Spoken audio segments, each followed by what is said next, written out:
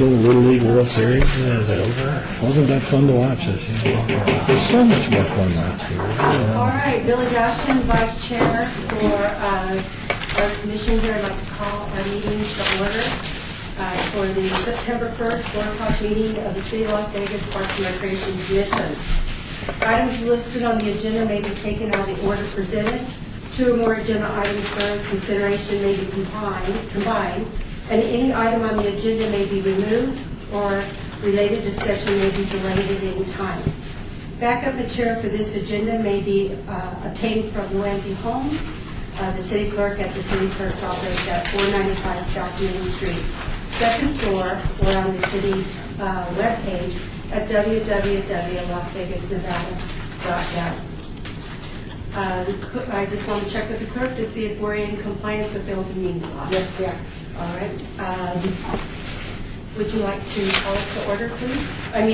Call us to roll call, please. Thanks. Chair White, excused. Vice Chair Bastian, Here. Commissioner Armenian, excused. Commissioner Lee, Here. Commissioner Aker, Here. Commissioner Lopez, Here. Commissioner Sherman, Here. Commissioner McCurdy, Here. Commissioner Thomason, excused. Commissioner Thompson, excused. Commissioner Becker, Here. Commissioner Taylor, here. Commissioner White, excused. Commissioner Eliason, Here. Commissioner Gabray, Here. and we do have a quorum. Very good. Thank you. And I apologize for jumping before I even found out if you're ready, but I saw you get right on it. All right. Item number 3 on the agenda. Public comment during this portion of the agenda must be limited to matters on the agenda for action. If you wish to be heard, give your name for the record. The amount of discussion as well as the amount of time any single speaker is allowed may be limited. Do we have anyone present at this time who would like to make comment? Seeing and hearing none, we'll move on to agenda item number 4. For possible action to approve the final minutes by reference of the regular meetings of August 4th, 2015.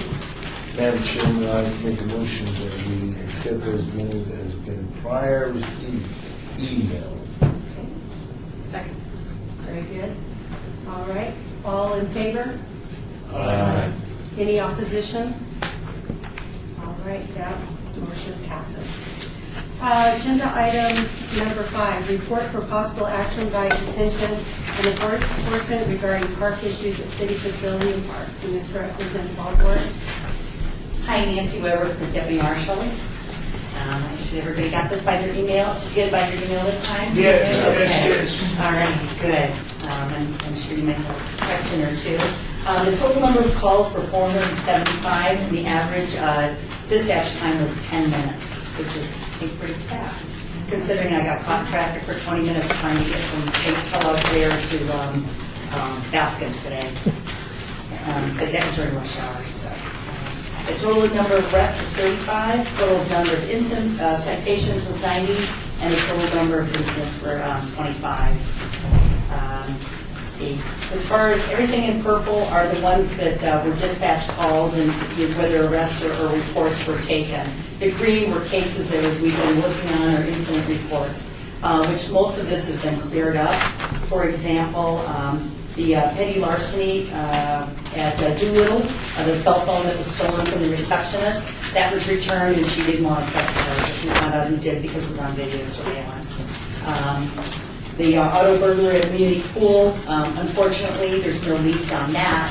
That's on page 2 in Ward 5 there, because there was no cameras at the Community Pool. Copper wire theft is down, so we've had really good things to say about that. We did have, I think I mentioned last month, right at the end of the month there, we had a brass plaque stolen from Selby Park, which was worth several $100s.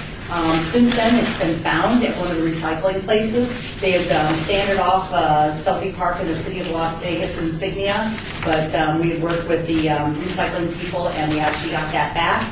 The female was the one who actually delivered it and has to show ID, so she was arrested and she plea bargained that out, 4 to 10 years in prison. She had a male accomplice. He is now in rehab, and when he's done with rehab, he will be prosecuted as well. Yeah, charged. So that's good to know. Anson Sister Park actually had the most number of calls or arrests and citations. We did have, it's listed in here, 2 robberies from there, both with weapons, guns actually. Both have been arrested. And obviously, both incidences have, that person has been arrested. It was the same suspect both times, and he was also arrested because he was wanted for arson at Anson Park and also graffiti. So he was charged with all of those. There's Sunny Springs Park. The light poles that were damaged and the electrical wire, they've been looking for that suspect for about 3 weeks and no results at this time, but they're still working on it. Also at the Anson Park in Ward 5, we have graffiti, it's listed on here. It's a different suspect on that one. He goes by V-Boy, and we're still looking for him. And then both auto burglaries that we had at Kellogg's there and Centennial Park within the last month or so, maybe some of it was still in July, they've both been arrested. It was a male and female, and they've been arrested and charged. And let's see, the possession of the stolen vehicle from Freedom Park on your Ward 5 there, that suspect has been arrested. And the case hasn't gone to trial yet, so I don't know how much time they're going to get for that one. Is Freedom Park going to work on it? Yes, I believe it is. Is it 3? They have a list of 5, yeah. I want to make sure I didn't make a mistake. 3, I believe, yeah. Is it 3? Yeah, that's right. We made a mistake. We knew we couldn't get out of that. Out of that. My bad, I'll have to change all the results. We have no results on the stolen flag from Hunter to the Circle Park, though. We do have a group that's feeding the homeless there. It's called Food, Not Bombs. And they leave a big mess. So we are very careful about that. We don't want to violate anyone's civil rights there. But they do feed in the park and then leave a lot of trash. So we're just working on having them pick up their trash afterwards. Yes, sir. So have you had any meetings with the leaders of that particular group? Yes, I believe they have, and I haven't been involved in with that. I know they were feeding, we got a call the other day, someone had called in that they were leaving trash and all that, but we had an officer out there that was working with that group.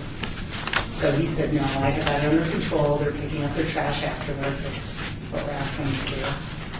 But I know the sergeants are well aware of it, and I know they've had meetings, but I'm not privy to some of that information. I'll check into that. Thank you very much for the report. Are there any comments from any of the commissioners or questions? Through the chair, I'd just like to say I'm very impressed with the numbers in Ward 5 that are going down. But I need a little bit more so we can bring one down. Yes. I know that night shift is out there quite a bit around Freedom Park area. Just recently in the Freedom Dreams. That's what it is. Sorry about that. Sorry. We had a suspect drive his car through when they were locking it up at night after a baseball game, and he decided he was drunk, and he decided to just drive his car right through the gate as they were locking it, and spun around, did a lot of damage, and then took off, but they were able to catch him. He must have really good paper. All right. All right. Thank you very much for that report. We'll move on to item number 6, report by Ali Michael, strategic analyst regarding the City of Las Vegas compliance plan with the American with Disabilities Act, and this affects all boards. Good afternoon. As she said, I'm Ali Mikos, the strategic analyst for the City of Las Vegas, and I was selected this year to work on a special project to update the city's compliance with the Americans with Disabilities Act. Thank you for allowing me this platform. This is the official launch, this phase of the project to undertake the updating of the city's Americans with Disabilities Act, Title II, Self-Evaluation and Transition Plan. So to provide a little background, the Americans with Disabilities Act, or the ADA, is a civil rights law which focuses on the needs and rights of individuals. It's built on the belief that all individuals, regardless of circumstance, are entitled to equal treatment in American society. The ADA is considered a thinking person's law because each part of the ADA must be applied on an individualized, fact-specific, case-by-case basis. Since its passage 25 years ago, the ADA has brought the principles of disability civil rights into the mainstream of public policy. It has emphasized empowerment and individual rights by dispelling myths and stereotypes. It's removed segregation and isolation by providing accessible programs and communication methods to all abilities. It has encouraged full participation in the benefits of goods and services offered to the public by requiring reasonable accommodations in practices and policies. And it has promoted economic self-sufficiency by providing people with disabilities an equal opportunity to compete in the workforce.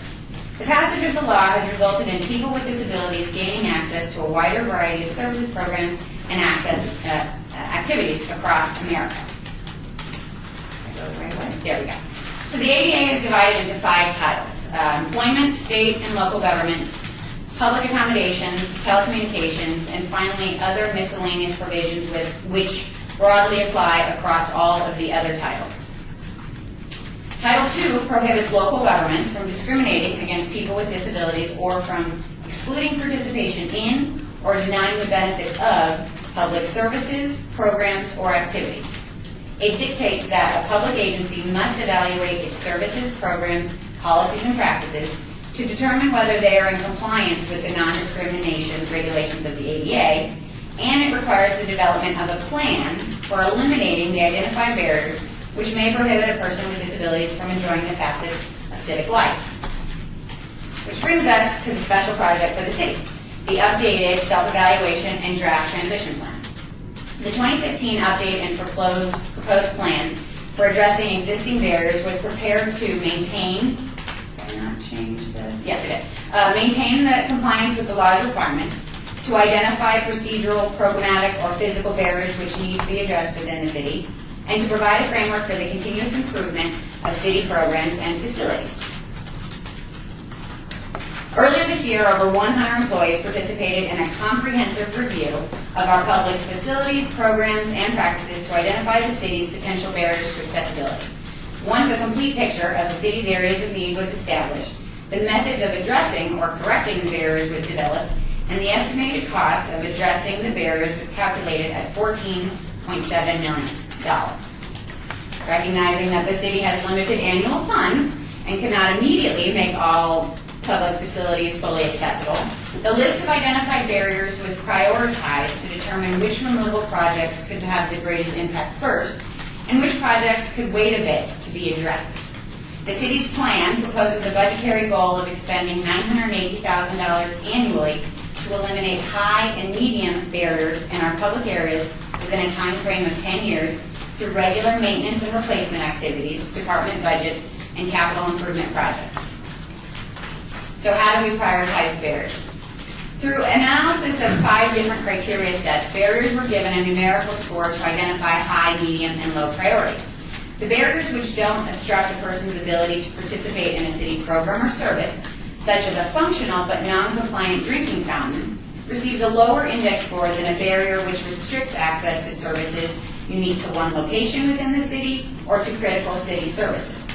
Barriers which can be more readily addressed through general maintenance activities, such as replacing a non-compliant facility sign with one that includes Braille lettering and the International Symbol of Access, received a higher index score than barrier improvements that require more complex materials and planning efforts.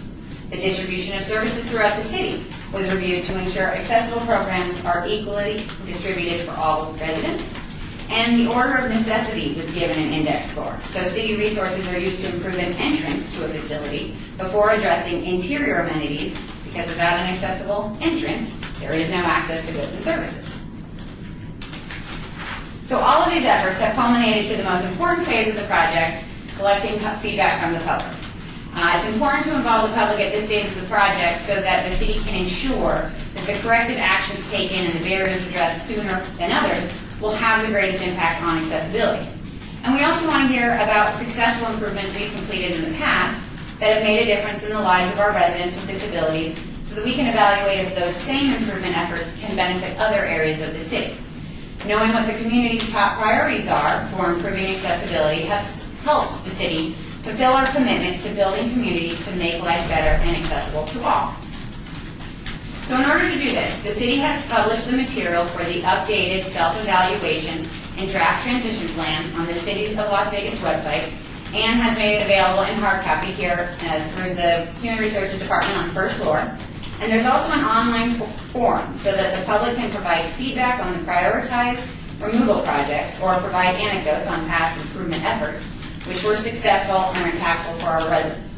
The insight gathered during this public input phase will be collected and incorporated into the final transition plan and used as a framework for future planning and remediation efforts.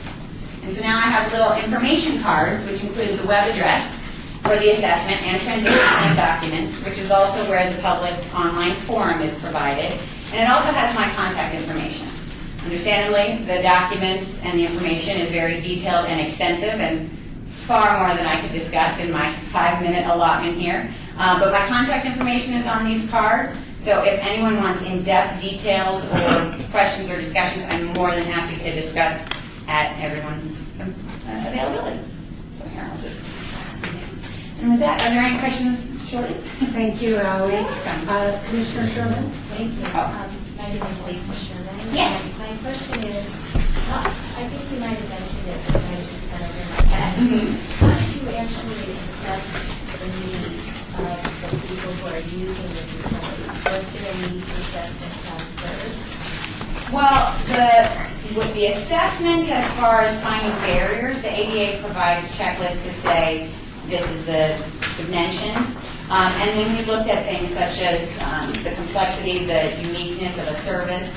If, for example, senior centers, there are multiple, so then we looked at the distribution. But a center like City Hall, a center like the jail that's only a unique service, that we anticipated to have a higher demand or need than community centers or rec centers. Or did you eliciting feedback from the public at the actual centers? No, not at the time. That's this point, because now we know the barriers exist. At that time, we weren't familiar with what barriers were. But that's not for the next 2 months. That's all we're doing. Anybody else? Do we have any other comments, questions from any other commissioners at this time? We really appreciate the presentation and encourage anybody who has a specific interest in this to take a look at this and pass it on to other folks within the community so that they are made aware of this project and can also participate. Ellie, did you have a guest with you that you want to introduce? This is Holly Jensen, our safety loss officer, who assisted me in many of my inspections. And there will also be a press release going out, and we'll be inviting different advocacy groups. So if anyone would like an invite sent, they can reach out to me, and then I can forward that invite to anyone that has an interest. Thank you, Ellie. Thank you. Thank you, Holly. All right. Moving on to agenda item 7, discussion for possible action regarding the maintenance and improvements of city parks. Today we have Daphne LaGarza, who is playing 2 roles. You realize she's not only the manager, she also is the interim director of operations and Acting maintenance. interim, keyword Acting there. interim, not just Yes. acting interim. So thank you, Daphne, for coming. I'm Daphne LaGarza, Operations and Maintenance. Good afternoon, Commission. I did have a couple updates on the maintenance activities, and I wanted to start with our park replacement projects that we do in operations and maintenance, because I don't know if you guys hear about that too often. So I want to just make sure you guys are aware of what we're doing in operations and maintenance. We replace some of our assets and keep up with that so that we don't have assets that get in disrepair that can't be used out there in our parks. We just finished 5 of our synthetic fields over the summer break. We finished the football fields at Fountain Park, and then we did the soccer field at Myron Levitt and the soccer field at Doug Selby Park. So those have just been completed. One that's on the docket or coming up is Teton Trails is the next one, slated for the December-January timeframe when the next break is for synthetic fields. As far as our walking tracks go, because that's another asset that we're trying to keep ahead of, is we completed Buckskin Basin walking track. That's been completed. That was completed last winter timeframe, and then or early this year timeframe, late last year. And then the one we have upcoming is Children's Park is the next one to be started, and it's actually out to bid. So we should see people out there working on that in about a month or 2. We have some in-house projects that we've been working on. We kind of, during the wintertime, when we have a little less heavy maintenance going on, a little less mowing, we kind of try to do some projects in-house and have our maintenance staff do. I don't know if you guys have been out to Children's Park lately, but we did some reseeding there in a lot of our turf areas. We did a lot of planting, some replacements, but a lot of new trees out there and a lot of other planting. So that park kind of got a little facelift, if you will, and we put some work into that. At Bunker Park, on the east side of Bunker Park, there's a playground area there that we actually did a little project, and we put up a retaining wall. We're going to add some additional improvements, like some rail around it, but we kind of improved that slope area where we couldn't grow grass. So we made a big aesthetic improvement to that area, the east side of Wayne Bunker Park. Some other things, out at Hears, on the sports side, out at Hears, that park is kind of used for sports, and we got a new piece of equipment this last year, and we wanted to utilize it out there to kind of promote the Bermuda and try to get the grass working a little better for us out at Hears. So I haven't been out there to see it lately, but I know we've been working hard at Hears with treatment on the grass. And a lot of trees downtown. We've been working hard to kind of replace and keep up with our trees downtown. There's been a big effort in that arena. A couple of our dog parks that we've worked hard on. I don't know if you guys have been out to Barkin Basin lately, but we completed, I believe it was the East Run, has been completely, the turf really, really looks good out there. I wish I'd brought some pictures, but I wasn't thinking that far, and I got a little tied up today.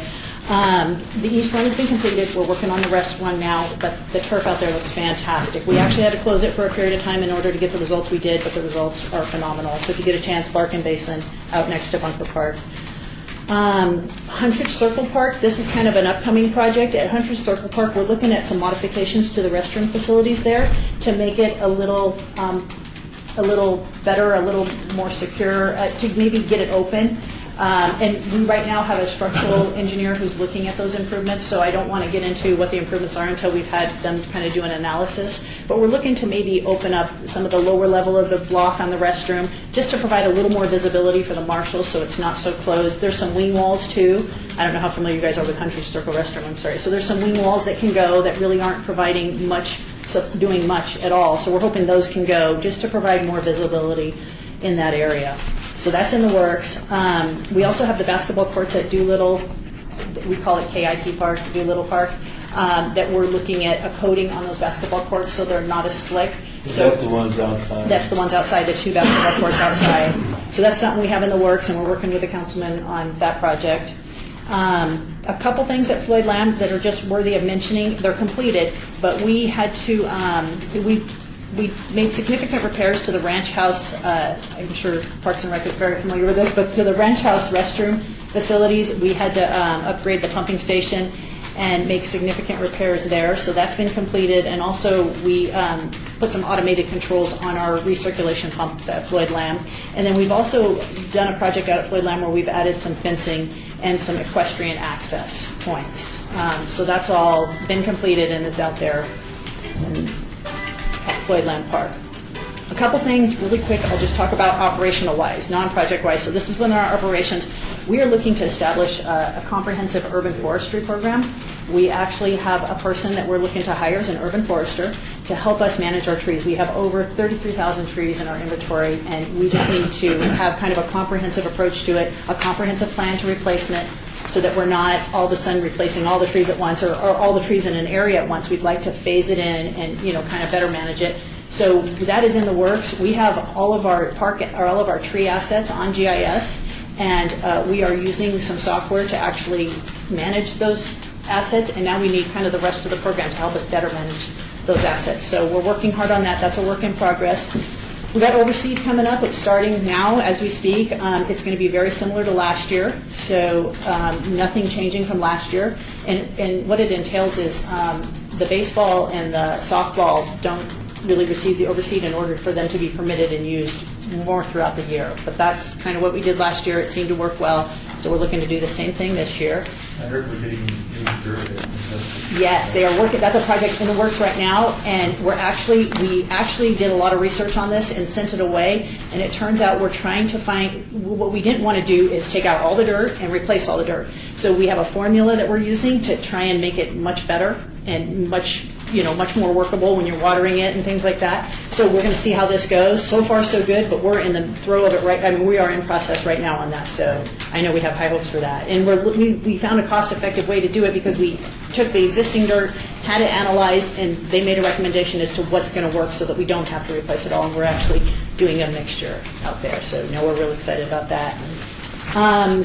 Really quick, we have a contract, and I don't know if you guys have noticed this, I'd be curious. We have contracted with a contractor to assist with some of our large regional facilities. I'll actually tell you which parts they are, but we have them providing supplemental cleaning services outside of our work schedule in some of our regional parks. So the parks they're in are Myron Leavitt, Lorenzi Park, Freedom Park, Kellogg-Zaire, and Centennial Hills Park.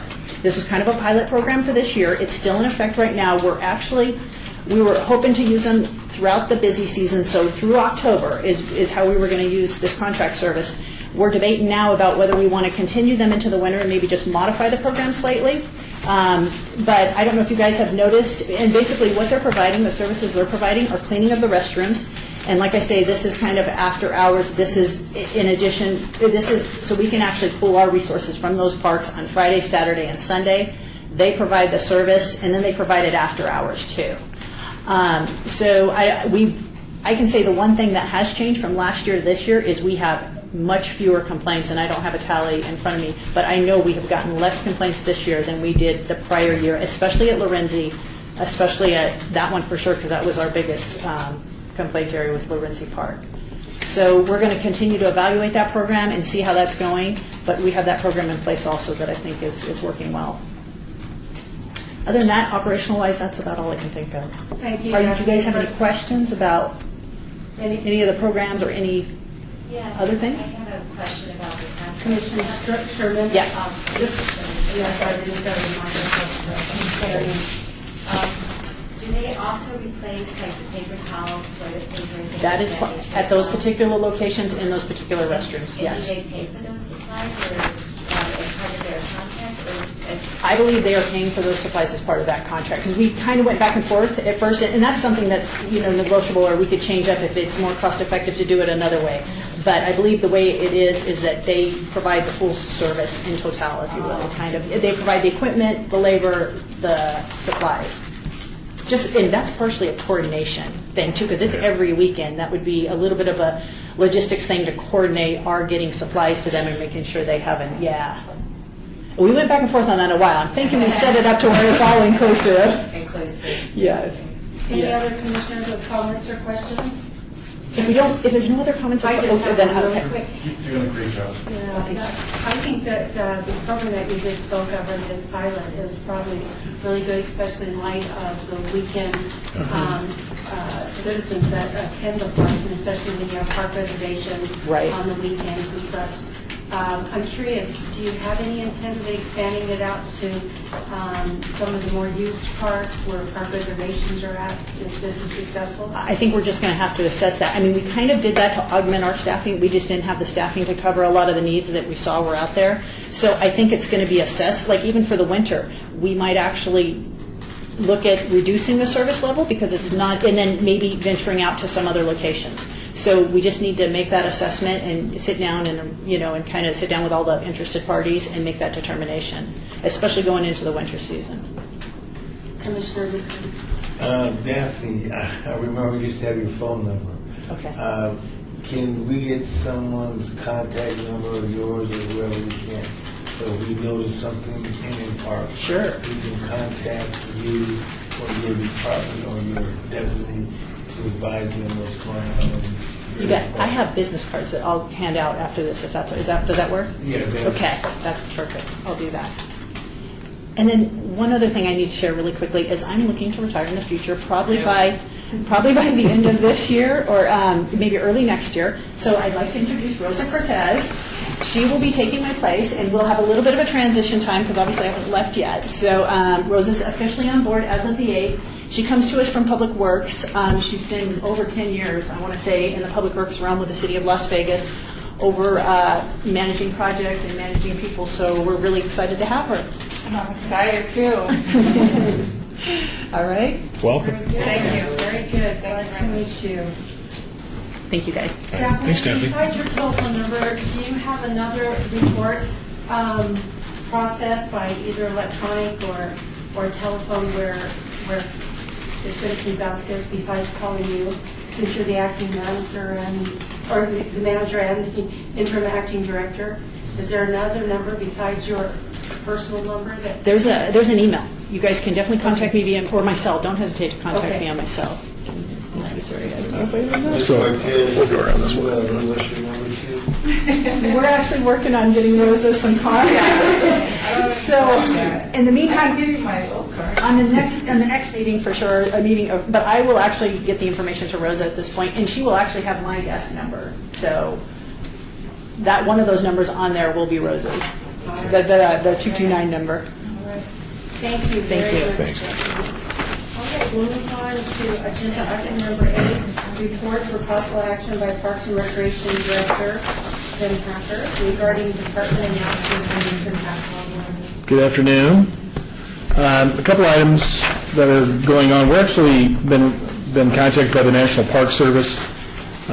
It's the 100th anniversary of the National Park System this coming year, and so they're really ramping up a couple of campaigns, which Find Your Park campaign was one of their outreaches, and they want to work with state, local, regional, whoever, to try to identify parks. And the Park Service, is going to be developing some marketing materials to help make people aware of the park assets that we have in Las Vegas and around Las Vegas.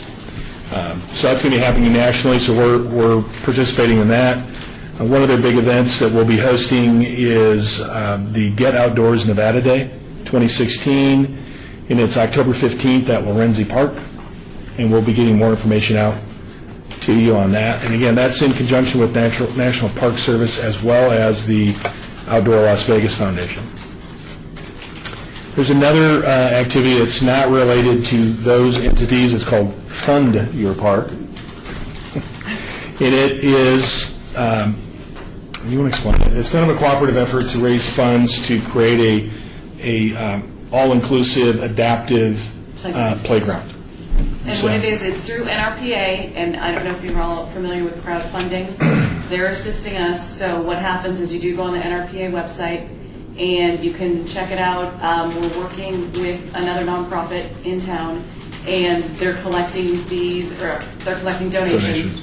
And they've already collected, I believe, 60,000, and so far we're doing really, really poorly on the NRPA site. So if you go on and just donate a little bit, that would be really helpful. But then what it'll be is they're going to help us build an all-inclusive adaptive playground in Myron Levitt Park. So it's only a 30-day campaign, and that's the tough part. And it's only been up for about a week, so we still have some time. I mean, have you marketed, are you marketing this to Channel 2? Oh, absolutely. It's all over.